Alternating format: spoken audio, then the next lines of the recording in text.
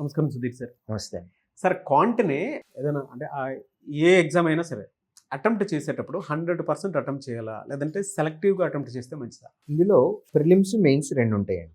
CBT 1, CBT 2. హ్మ్. Prelims మాట్లాడితే 100% క్వెషన్స్‌ని చదవాలి ఫస్ట్. ఓకే. ఎయిమ్ అది. ముందు చదవమని కాదు నా మీనింగ్. హ్మ్. ఉన్న అన్ని క్వెషన్‌ని మనం చదివేలాగా ముందే ప్రాక్టీస్ చేసుకోవాలి. ఓకే. మనం మొదలు పెట్టామా ఒక్కొక్క క్వెషన్ చేసుకుంటూ వెళ్ళిపోవటమే. టక చేసుకుంటూ వెళ్ళిపోవాలి. చదివేటప్పుడే తెలిసిపోతుంది ఎనఫ్ ప్రాక్టీస్ ఉంటే ఈ క్వెషన్ మనకి టైం ఎక్కువ పడుతుంది అని అనుకుంటే మార్క్ ఫర్ రివ్యూ అని ఒక ఆప్షన్ ఉంటుంది. అది పెట్టుకొని స్కిప్ కొట్టాలి. హ్మ్. క్వెషన్ చేద్దామా వద్దా అనేది కూడా డిసైడ్ అవుద్ది. హ్మ్. వదిలేసి తర్వాత చూసుకోవాలి. హాఫ్ క్వశ్చన్ చదివేటప్పటికి మనకు తెలిసిపోతుందండి ఇది ఎక్కువ టైం పట్టేలాగా ఉంది, ఇది కొంచెం తేడాగా ఉంది అనేది. స్పీడ్గా చేయగలిగేవే క్వశ్చన్స్ అయితే ఉన్నాయో అవన్నీ చేసుకుంటూ వెళ్ళిపోవాలి. ఫర్ ఎగ్జాంపుల్ 35 క్వశ్చన్లు ఉన్నాయి. ఫస్ట్ క్వశ్చన్ నుంచి మొదలు పెట్టుకుంటూ వెళ్ళిపోతాం. టార్గెట్ ఏంటంటే 35 క్వశ్చన్ని మన సెక్షనల్ టైం ఉంటుంది కాబట్టి మనకిచ్చిన టైంలో 35 క్వశ్చన్ని చదివే విధంగా ఉండాలి. ఓకే. ఫస్ట్ క్వశ్చన్ నుంచి మొదలు పెడతాం. వచ్చిందా టక్ ఆన్సర్ పెట్టేసేసి నెక్స్ట్ క్వశ్చన్కి వెళ్ళిపోతాం. టైం పట్టేలాగా ఉందా స్కిప్ కొట్టేసి థర్డ్ క్వశ్చన్కి వెళ్దాం. అలా 35 క్వశ్చన్స్ దగ్గరికి వచ్చేసిన తర్వాత లాస్ట్లో ఇంకా టైం మిగిలింది అని అనుకుంటే అప్పుడు మార్క్ ఫర్ రివ్యూ పెట్టిన క్వశ్చన్స్ ఉన్నాయి కాబట్టి సెకండ్ లెవెల్లో దానికి రావాలి. ఇది ప్రిలిమ్స్ స్ట్రాటజీ. ప్రిలిమ్స్లో ఎందుకు ఈ అన్ని క్వశ్చన్లు చదివేలాగా ఉండాలి అని అంటే కట్ ఆఫ్ ఎక్కువ ఉంటుందండి. Prelims exam is designed to test your speed. అది స్పీడ్ టెస్ట్. సో మీరు ఎంత స్పీడ్గా చదువుతున్నారు, ఎంత స్పీడ్గా ఆన్సర్ చేస్తున్నారు అనేది టెస్టింగ్ అదంతా. When it comes to mains అనేది మీ knowledge test, at the same time మీ డెసిషన్ మేకింగ్ టెస్ట్. మెయిన్స్లో మీకు 40 క్వశ్చన్లు ఉంటే 40కి 40 ఎవ్వరు చేయలేరండి. నేను రాసిస్తా బాండ్ పేపర్ మీద.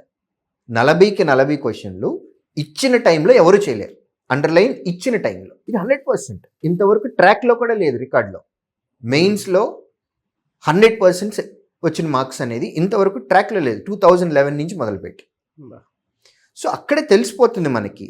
అది లెందీ క్వశ్చన్స్ ఉంటాయి. ప్రాసెస్ కూడా కొంచెం లెందీ ప్రాసెస్లోనే ఉంటుంది. 40లో 20 నుంచి 25 క్వశ్చన్లు ఆన్సర్ చేయగలిగాము అని అంటే మోర్ దెన్ సఫిషియంట్. సో మెయిన్స్లో మీరు కట్ ఆఫ్ మార్కులు ప్రీవియస్ ఇయర్ అన్నీ అవైలబుల్లో ఉన్నాయి ఇంటర్నెట్లో. మీరు కావాలంటే చెక్ చేయండి. హైయెస్ట్ 60%. 60% వస్తే రికార్డులు ఉన్నాయి.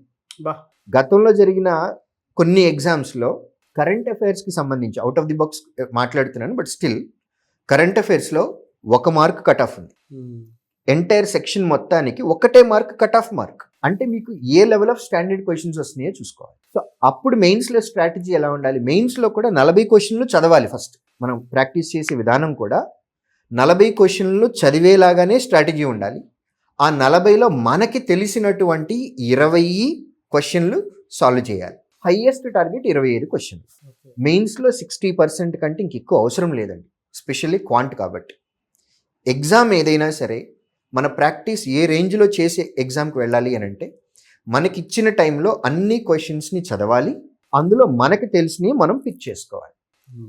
టైం ఎక్కువ పడుతుంది అని అనుకున్నవి, లేదా లెందీగా క్వశ్చన్ ఉంది అని అనుకున్నవి, లేదా మనకి అసలు తెలియనటువంటి క్వశ్చన్స్, మనం చదువుతున్నప్పుడు కొత్తగా అనిపిస్తున్న క్వశ్చన్స్, వీటన్నిటిని స్కిప్ చేయాలి. మనకి తెలిసినవి తక్కువ టైంలో ఆన్సర్ గ్యారంటీగా వస్తాయి అని అనుకున్నవి పిక్ చేయాలి. సో ఈ ఫార్ములా బెస్ట్ స్ట్రాటజీ ఇది. అలా చేస్తేనే టైంతో పాటు ఏవైతే మిస్ అవ్వకుండా ఉండేలాగా ఉంటే అవి చూసుకోవడానికి అవకాశం ఉంటుంది. అంతేనా సార్? నాగరాజు గారు, మనకి ఎగ్జామ్లో 40 క్వశ్చన్లు ఉంటే అన్నీ మనకు తెలిసిన క్వశ్చన్లే ఉండవు. ఎట్ ది సేమ్ టైం ఆ 40 మనకి తెలియని క్వశ్చన్లు ఉండవు. క్వశ్చన్ పేపర్ నా దగ్గర లేదు, నేను ఆస్పిరెంట్ని కాదు, బట్ స్టిల్ నేను చెప్పగలను. ఆస్పిరెంట్ వాళ్ళ ప్రాక్టీస్ లెవెల్స్ ఎలా ఉండున్నా సరే ప్రిలిమ్స్లో క్వశ్చన్స్ అయితే డెఫినెట్గా అన్నీ తెలిసినవే ఉంటాయి, అన్నీ చేయగలిగినవే ఉంటాయి, నో డౌట్ అబౌట్ ఇట్. అందుకే ప్రిలిమ్స్లో 35 out of 35, 30 out of 30 marks వస్తాయి. 100 out of 100 వచ్చినవి కూడా ఉన్నాయి. రూరల్ బ్యాంక్ ఎగ్జామ్స్లో 80 out of 80 వచ్చిన మార్క్స్ ఉన్నాయి మన దగ్గర. ఒకళ్ళిద్దరికి కాదండి, హండ్రెడ్స్లో ఉంటాయి అవి. Hundreds of people use to score that. Accuracy sir అసలు. సో ప్రిలిమ్స్లో అన్నీ మనకు తెలిసిన క్వశ్చన్లే ఉంటాయి, కానీ మెయిన్స్లో మాత్రం ఏ సెక్షన్లో కూడా 100% ఇంతవరకు చూడలేదు. దాని అర్థం ఏంటి? మీ ప్రిపరేషన్ లెవెల్స్ ఎంత బెటర్గా ఉన్నా సరే అక్కడ ఇచ్చినటువంటి టైంలో మీరు అన్నీ ఆన్సర్ చేయలేరు. సో అన్నీ మీకు వచ్చినాయే ఉండవు, అన్నీ మీకు రానియే ఉండవు. అందులో కాంబినేషన్ ఉన్నాయి. కొన్ని మీకు వచ్చినవి ఉన్నాయి, కొన్ని మీకు రాని ఉన్నాయి, కొన్ని మీరు చేయగలిగినవి కూడా తక్కువ టైంలో చేయగలిగే కొన్ని ఉంటాయి. కొంచెం ఎక్కువ కష్టపడి 2-3 నిమిషాలు టైం స్పెండ్ చేస్తే వచ్చే క్వశ్చన్స్ కూడా ఉన్నాయి. అటువంటివన్నీ దూరంగా పెట్టాలి. మనకు రాని క్వశ్చన్స్ని దూరంగా పెట్టాలి. మనకి ఇచ్చిన టైంలో ఎక్కువ మార్కులు స్కోర్ చేయాలి అని అంటే ఎప్పుడు తెలుస్తుంది? అన్ని క్వశ్చన్లు చదవగలిగినప్పుడే తెలుస్తుంది. సో క్వశ్చన్ నెంబర్ 1 దగ్గర నుంచి మొదలు పెట్టకూడదు. మనకు రాదు అని అనిపించిందా, స్కిప్, నెక్స్ట్ క్వశ్చన్. రెండో క్వశ్చన్ లెంది అని అనిపించిందా, skip, next question. Third question మనకి బాగా వచ్చింది ఉంది, తక్కువ టైంలో అయిపోయింది, పిక్. ఫోర్త్ క్వశ్చన్ కంఫర్టబుల్గా ఉంది, పిక్. ఫిఫ్త్ క్వశ్చన్ మళ్ళీ లెందీగా ఉంది, skip. But end of the sectional time మీరు లాస్ట్ క్వశ్చన్ కల్లా వచ్చేయాలి. ఆ విధంగా ఉండేలాగా మీరు ప్లాన్ చేయాలి. ప్రాక్టీస్ టైంలో మనం చేయాల్సిందే ఇది. సో అంతే తప్ప ఈగోకి తీసుకోకూడదు, భయపడకూడదు. ఈ క్వశ్చన్ మనం వదిలేస్తే మనకు ఉద్యోగం రాదేమో. అన్ని క్వశ్చన్లు మనం చేయలేం మెయిన్స్లో. కొన్ని మనకి కాదు. సో వదిలేసేటప్పుడు హ్యాపీగా వదిలేయండి. Thank you so much sir. Thank you.